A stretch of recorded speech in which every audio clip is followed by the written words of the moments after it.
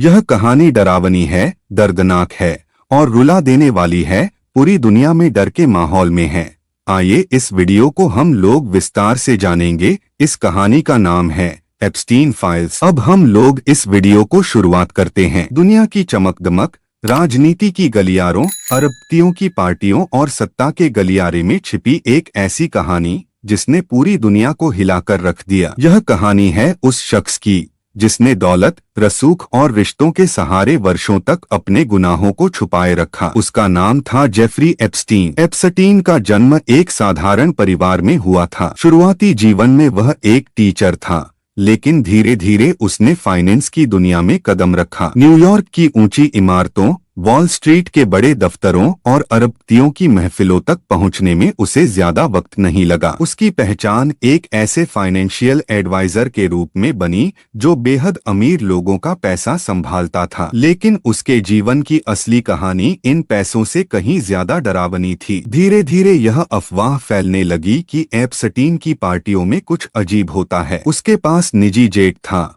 आलीशान हवेलियां थीं और कैरेबियन सागर में एक निजी द्वीप था जिसे लोग सेक्स आइलैंड कहने लगे थे। वहां अक्सर कम उम्र की लड़कियां लाई जाती थीं। उन्हें पैसे, नौकरी और सपनों का लालच देकर बुलाया जाता था और फिर उनका शोषण किया जाता था। इन सब के पीछे एप्स्टीन अकेला नहीं था। उसकी सबसे करीबी साथी थी घिसलाइने मैक्सवेल। वह एक अमीर परिवार से थी। समाज के ऊंचे तबके में उसकी गहरी पकड़ थी। वही लड़कियों को ढूंढती, उनसे दोस्ती करती और धीरे धीरे उन्हें एप्स्टीन के जाल में फंसा देती थी। साल 2005 में पहली बार पुलिस तक शिकायत पहुंची। फ्लोरिडा में एक नाबालिग लड़की ने आरोप लगाया कि एप्स्टीन ने उसके साथ गलत किया। जांच शुरू हुई, सबूत मिले, कई लड़कियां सामने आईं, लेकिन तभी सत्ता और पैसे का खेल शुरू हो गया। महंगे वकील, राजनीतिक संपर्क और रसूख ने मामले को दबा दिया। 2008 में एप्स्टीन को हल्की सजा मिली, सिर्फ कुछ महीनों की जेल, और वह भी आरामदेह तरीके से। दिन में बाहर जाकर काम करने की अनुमति, रात में जेल। पीड़ित लड़कियां हैरान थीं कि इतना बड़ा अपराध करके भी वह कैसे बच गया। यही वह मोड़ था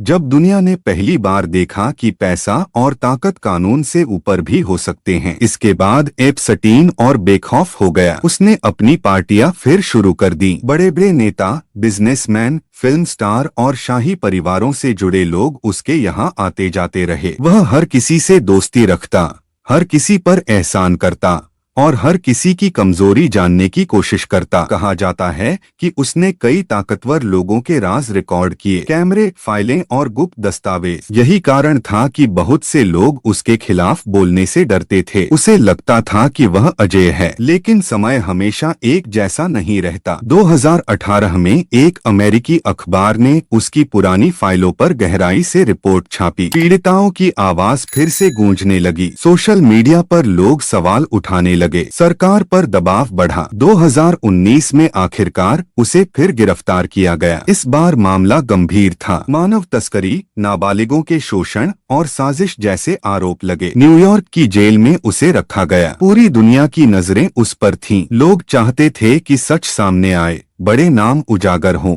और पीड़ितों को न्याय मिले। लेकिन फिर एक रात सब कुछ बदल गया। अगस्त 2019 में खबर आई कि एप्स्टीन अपनी जेल की कोठरी में मृत पाया गया। कहा गया कि उसने आत्महत्या कर ली। लेकिन सवाल उठने लगे। कैमरे खराब थे, गार्ड सो रहे थे, निगरानी में लापरवाही थी। इतनी बड़ी सुरक्षा चूक कैसे हो सकती थी? लोगों ने कहा, यह आत्महत्या नहीं, यह साजिश है। यहीं से एप्स्टीन फाइल्स की असली कहानी शुरू होती है। उसकी मौत के बाद जांच एजेंसियों ने उसके घरों, कंप्यूटरों और दस्तावेजों की तलाशी ली। हजारों फाइलें मिली, नामों की लिस्ट, उड़ानों का रिकॉर्ड, तस्वीरें, ईमेल, वीडियो। इन्हीं दस्तावेजों को बाद में एप्स्टीन फाइल्स कहा गया। इन फाइलों में कई बड़े और मशहूर नामों के संकेत थे। कुछ नेता, कुछ कारोबारी, कुछ अंतर्राष्ट्रीय हस्तियां। हालांकि अदालत में हर नाम साबित नहीं हो पाया, लेकिन शक की सुई बहुतों पर गई। इसी बीच घिसलेन मैक्सवेल को गिरफ्तार किया गया। उस पर लड़कियों की तस्करी और शोषण में मदद करने का आरोप लगा। लंबे ट्रायल के बाद उसे सजा सुनाई गई। यह पहली बार था जब इस नेटवर्क से जुड़ी किसी बड़ी हस्ती को सजा मिली। लेकिन असली सवाल अब भी बाकी था क्या पूरी सच्चाई सामने आई? पीड़ित लड़कियां कहती रहीं कि बहुत से लोग अब भी खुले घूम रहे हैं, बहुत से राज अब भी दबे हुए हैं, बहुत सी फाइलें अब भी सीलबंद हैं। सरकारें और एजेंसियां धीरे धीरे कुछ दस्तावेज जारी करती रहीं, लेकिन हर बार अधूरी जानकारी ही सामने आई। एप्स्टीन फाइल्स सिर्फ एक आदमी की कहानी नहीं है, यह उस सिस्टम की कहानी है जहां ताकतवर लोग कमजोरों का इस्तेमाल करते हैं, जहां कानून को मोड़ा जाता है और जहां सच को दबाया जाता है। यह कहानी उन लड़कियों की भी है जिन्होंने डर के बावजूद आवाज उठाई, जिन्होंने समाज की शर्मिंदगी और धमकियों के बावजूद सच कहा, जिनकी वजह से यह मामला दुनिया के सामने आया। आज भी जब कभी नई फाइलें सामने आती हैं, सोशल मीडिया पर बहस शुरू हो जाती है। लोग पूछते हैं, क्या अब सच्चाई आएगी? क्या बड़े नाम सामने आएंगे? क्या पीड़ितों को पूरा न्याय मिलेगा? एप्स्टीन मर चुका है, लेकिन उसकी कहानी खत्म नहीं हुई। उसकी हवेलियां अब भी खड़ी हैं, उसका द्वीप अब भी मौजूद है, उसकी फाइलें अब भी अदालतों और एजेंसियों में बंद हैं। हर दस्तावेज में एक नया सवाल, हर नाम के पीछे एक नई कहानी छिपी है। यह मामला हमें याद दिलाता है कि अपराध सिर्फ सड़कों पर नहीं होता, वह आलीशान कमरों में भी होता है, वह सूट बूट में भी छुपा होता है। और जब तक समाज जागरूक नहीं होगा, जब तक पीड़ितों की बात नहीं सुनी जाएगी, तब तक ऐसे एप्स्टीन पैदा होते रहेंगे। एप्स्टीन फाइल्स दरअसल एक चेतावनी है कि अगर सत्ता और पैसा बिना जवाबदेही के मिल जाए तो इंसान कितनी हद तक गिर सकता है। एप्स्टीन की रहस्यमयी मौत के बाद जैसे पूरी दुनिया एक अजीब खामोशी में डूब गई थी। न्यूयॉर्क की जेल में बंद एक आदमी, जिसके पास सैकड़ों ताकतवर लोगों के राज थे, अचानक खत्म हो गया। लेकिन उसकी मौत के साथ मामला खत्म नहीं हुआ, बल्कि यहीं से असली तूफान शुरू हुआ। उसकी मौत के कुछ ही दिनों बाद जांच एजेंसियों ने उसके घरों और दफ्तरों पर छापे मारे। न्यूयॉर्क, फ्लोरिडा, पेरिस और कैरेबियन द्वीप पर मौजूद उसकी संपत्तियों से भारी मात्रा में दस्तावेज बरामद हुए। Computer, hard disk, pen drive, mobile phone, diary, photo album और दर्जनों तिजोरियां, हर चीज में कोई न कोई राज छिपा हुआ था। इन फाइलों को जब एजेंसियों ने खोलना शुरू किया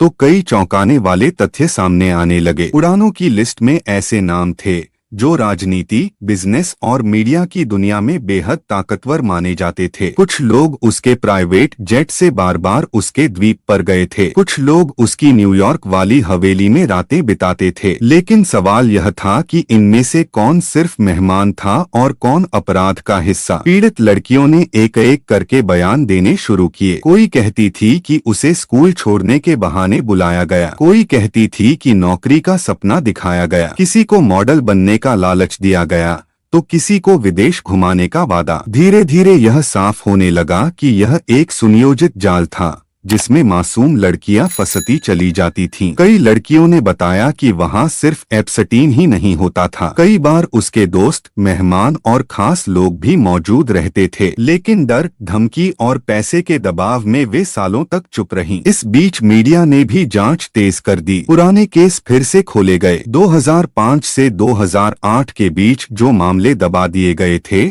उनकी फाइलें दोबारा निकाली गईं। तब यह पता चला कि कैसे उस समय सिस्टम ने एप्स्टीन को बचाया था, कैसे पुलिस रिपोर्ट बदली गई, कैसे गवाहों पर दबाव डाला गया और कैसे केस को हल्का बना दिया गया। लोगों में गुस्सा बढ़ने लगा। सोशल मीडिया पर हर दिन नए सवाल उठने लगे। गार्ड क्यों सो रहे थे? कैमरे क्यों खराब थे? फाइलें किसके दबाव में सील हैं?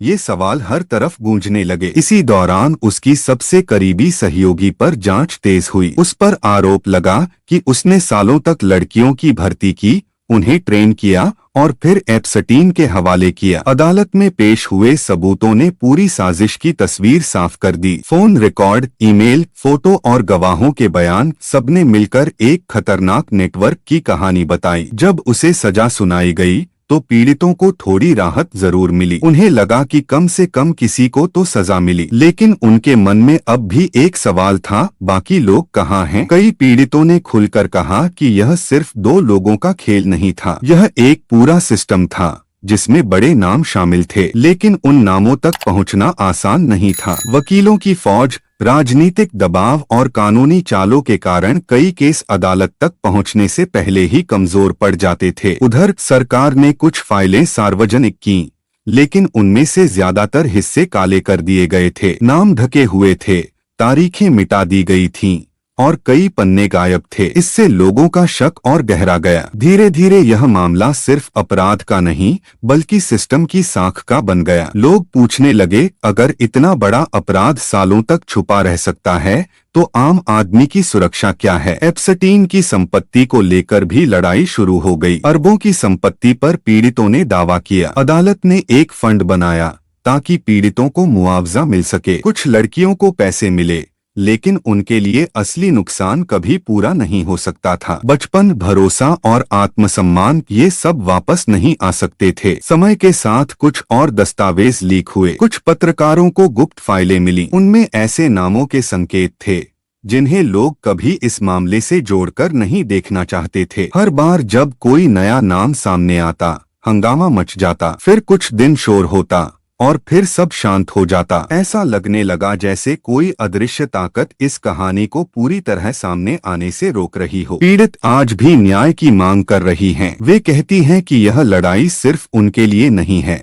बल्कि आने वाली पीढ़ियों के लिए है, ताकि कोई और लड़की ऐसे जाल में न फंसे, ताकि कोई और एप्स्टीन पैदा न हो। आज भी एप्स्टीन फाइल्स पर जांच जारी है। कुछ फाइलें अब भी बंद हैं, कुछ गवाह अब भी डर में जी रहे हैं, कुछ सच अब भी अंधेरे में छुपा है। यह मामला अब एक सवाल बन चुका है, क्या दुनिया कभी पूरी सच्चाई जान पाएगी या फिर यह कहानी भी धीरे धीरे इतिहास के पन्नों में दबा दी जाएगी? एप्स्टीन चला गया, लेकिन उसके छोड़े हुए ख्म, सवाल और राज अब भी जिंदा हैं। और शायद यही इस कहानी का सबसे डरावना सच है।